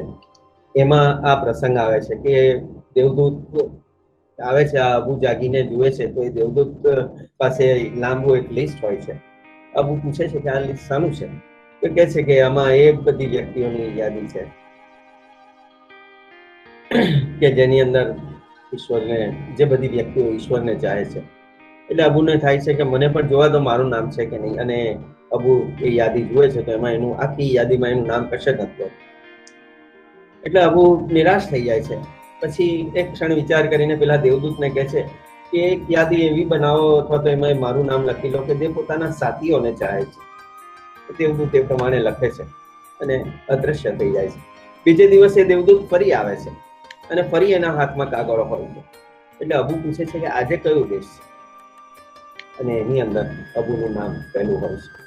આ જ કવિતાનો અહીંયા સંદર્ભ લીધો છે. કલામ સાહેબને સંગીતનો શોખ પણ છે. આમ તો પુસ્તકમાં એના વિશે કશું લખ્યું નથી, પરંતુ 1981ની 26મી જાન્યુઆરીએ એમને પદ્મભૂષણ એવોર્ડ મળ્યો. ત્યારે એમણે લખ્યું કે મારા ખંડને બિસ્મિલ્લા ખાનની શહેનાઈઓથી મેં ભરી દીધો. સંગીત મને બીજા જ સમયમાં બીજી જ જગ્યાએ લઈ ગયું. સંગીત જાણનારો જ સંગીતના આ સંદર્ભ માણી શકે. અંતમાં કલામ સાહેબ લખે છે કે અગ્નિ શસ્ત્રના સફળ આવિષ્કાર સુધીની આ વાર્તા છે. જિંદગી તો હજી પણ વહેતી જ રહેશે. મારી વાત જૈનાલુદ્દીન જે 102 વર્ષની જિંદગી જીવ્યા, મસ્જિદ ગલીમાં રામેશ્વરમ ગામમાં અને ત્યાં જ મૃત્યુ પામ્યા, એના દીકરાની વાત છે, જે એના ભાઈને મદદ કરવા વર્તમાન પત્રો વેચતો. એ વિદ્યાર્થીની વાત છે કે જેનું ઘડતર શિવ સુબ્રમણ્યમ અયર અને એમના દુરાઈ સોલમને કર્યું. જેની પંડલાઈ જેવા શિક્ષકે ભણાવ્યો, MGK મેનન અને વિક્રમ સારાભાઈએ કેળવ્યો. એક વૈજ્ઞાનિકની કથા છે કે જેને નિષ્ફળતાઓની પછડાટ ખાધી છે. એક એવી વ્યક્તિ કે જેને અતિ બહોશ અને ખંતીલા વ્યવસાયિક સાથીદારો મળ્યા. આ વાત મારાથી જ પૂરી થશે, કારણ કે આ દુનિયામાં મારું કોઈ જ નથી. મેં કશું જ ભેગું કર્યું નથી. નથી ઘર બાંધ્યું, નથી કોઈ કુટુંબ, નથી કોઈ દીકરો કે નથી કોઈ દીકરી. હું તો એક કૂવો છું આ વિશાળ ભૂમિ પર. આ દેશના લાખો યુવાનો અને યુવતીઓ તરફ અમી દ્રષ્ટિ પાથરતો અને આહવાન આપતો, મારામાંથી અખૂટ દૈવત્વ મેળવો અને એને માધુર્ય ચોમેર ફેલાવતા રહો. જેમ કૂવામાંથી પાણી તરસ છીપાવે છે, તેમ કલામ સાહેબ એક મહાન વ્યક્તિ હતા. ભારતના વિજ્ઞાન જગતને રોશન કરનાર એક ઝળહળતો સૂર્ય. એમના પુસ્તકમાંથી પ્રેરણા મેળવી એમને અને પોતાની સફળતામાં ઈશ્વરના સાક્ષાત્કારની અનુભૂતિ કરીએ, એ જ એમનો સૌથી મોટો વારસો છે. કલામ સાહેબ માનવીય ગુણોથી એટલા ભરપૂર હતા, એ મને એક નાનકડો પ્રસંગ મને યાદ આવે છે. કલામ સાહેબનો ડ્રાઈવર શાળા એણે છોડી દીધેલી અને ડ્રાઇવિંગ શીખીને ડ્રાઈવરની નોકરી કરે. કલામ સાહેબ જ્યારે પ્રવાસમાં હોય ત્યારે ડ્રાઈવર તરીકે જાય અને વાતમાં એ જાણી લે છે કે ક્યાં સુધી ભણ્યો છે, શું છે. એ કહે છે કે સાહેબ પરિસ્થિતિને લીધે મારે ભણતર મારું પૂરું નથી થયું અને મેં શાળા છોડી દીધી છે. કલામ સાહેબ એને પ્રેરે છે અને એને ફરીથી શાળા શરૂ કરાવડાવે છે. એ શાળા પૂર્ણ કરે છે, કોલેજમાં જાય છે, સ્નાતક થાય છે, એને પોસ્ટ ગ્રેજ્યુએટ કરાવે છે, અનુસ્નાતક કરાવે છે. ત્યાર પછી એ PhD મેળવે છે અને એ ડ્રાઈવર આજે એક યુનિવર્સિટીમાં પ્રોફેસર છે, જેણે 2 પુસ્તકો પણ લખ્યા છે. આ છે કલામ સાહેબનો મિડાસ ટચ.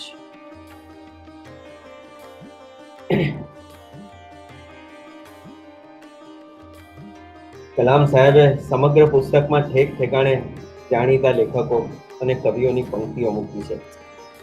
ઘણી જગ્યાએ પોતાની ડાયરીમાં જે તે પ્રસંગ લખેલા તેની નોંધ પણ મૂકી છે, કવિતા રૂપે પણ મૂકી છે. એમની સાહિત્ય પ્રત્યેની રુચિ ઉચ્ચ કોટીની પંક્તિઓથી શોભે છે. આ વક્તવ્યનું સમાપન એમની જ એક પંક્તિઓથી મને કરવાનું શ્રેષ્ઠ લાગે છે. If you want to leave your if you want to leave your footprints on the sands of time, if you want to leave your footprints on the sands of time, do not drag your feet. Do not drag your feet. Namaste.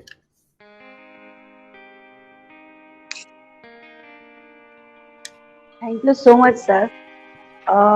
મારે કશું જ મને સમજાતું જ નથી, મારે કશું કહેવું પણ નથી અને મારે કશું કહેવું એવું મારું અત્યારે ગજું પણ નથી. બિકોઝ એક તો કલામ સર માટે દેશ આખાની કે મને અદ્ભુત પ્રેમ છે. અત્યારે મને યાદ આવે છે કે જ્યારે કલામ સર ગયા ત્યારે મેં એક પત્ર લખેલો અને હમણાં જીવન ભારતી તરફથી અમે એને વિડીયોગ્રાફી કરીને પણ એ પત્ર મૂક્યું અને એમાં મારી બહુ બધી કમ્પ્લેન હતી એમના માટે કે સર આપકો ऐसा नहीं करना चाहिए, आपको इतना प्रामाणिक नहीं रहना चाहिए, थोड़ा तो आप भी राजकारण कर लेते. आपने ऐसा कर दिया कि पूरा सफर अब आपकी ही उम्मीदों में रहेगा और किसी और को हम अपने दिमाग में बिठा नहीं पाएंगे. आपने इतना सारा रास्ता क्यों दिया, इतने सारे ख्वाब क्यों दिए, और जब हमने आपकी उंगली थाम ही ली तो आपको यूं जाना नहीं चाहिए, आपको हमसे बात करनी चाहिए. क्योंकि पहली बार एक ऐसा इंसान कि जो जीता है वही बात करता है और जो उठता है वही करता है, जिसने अपने आप के बारे में कभी स्व के बारे में सोचा ही नहीं और इतने अंदर तक अपने आप को फैला दिया कि हमें कभी भी उसके ऊपर कोई पर्दा नजर आया ही नहीं.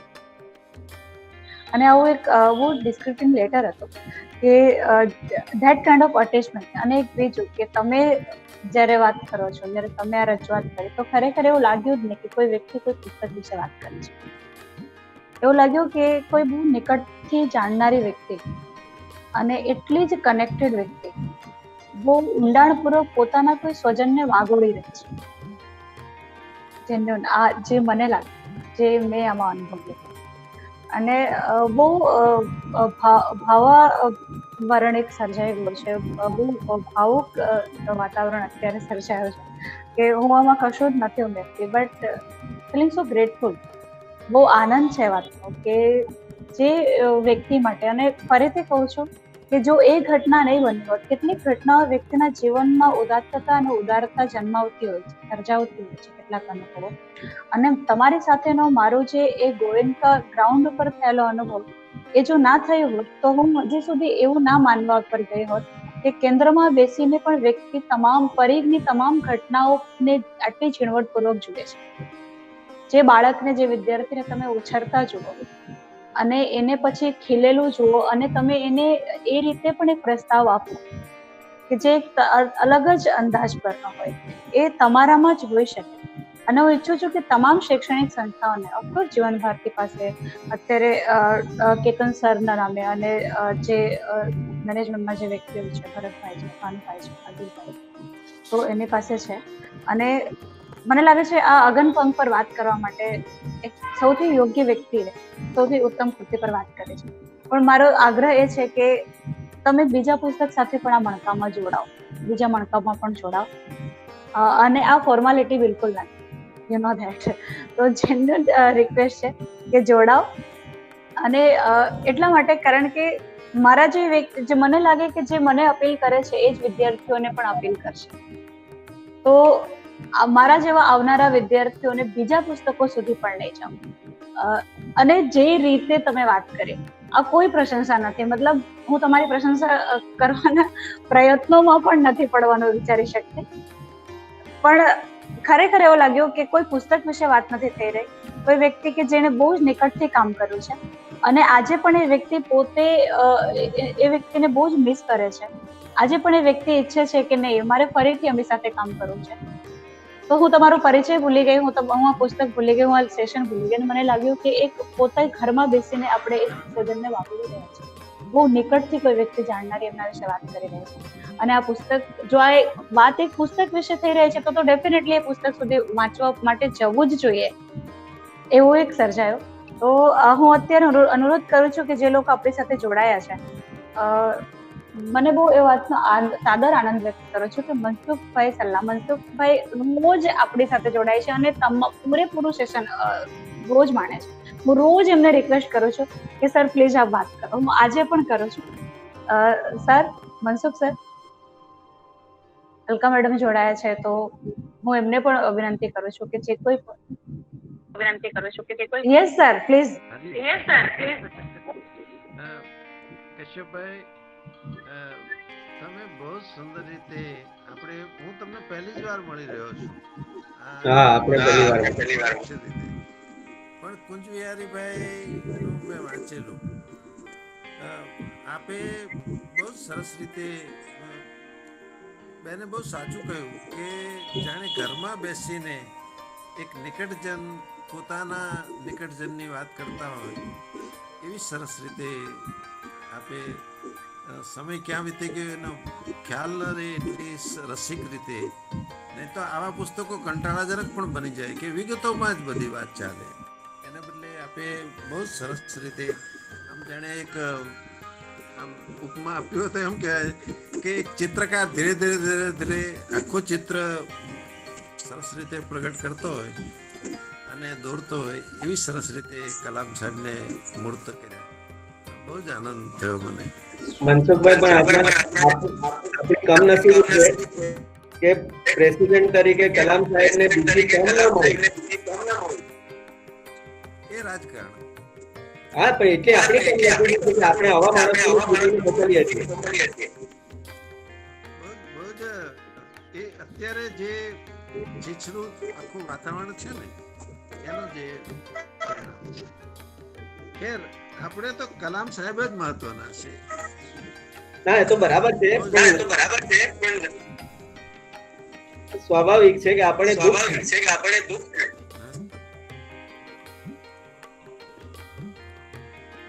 Anyway, thank you very much for the patient hearing.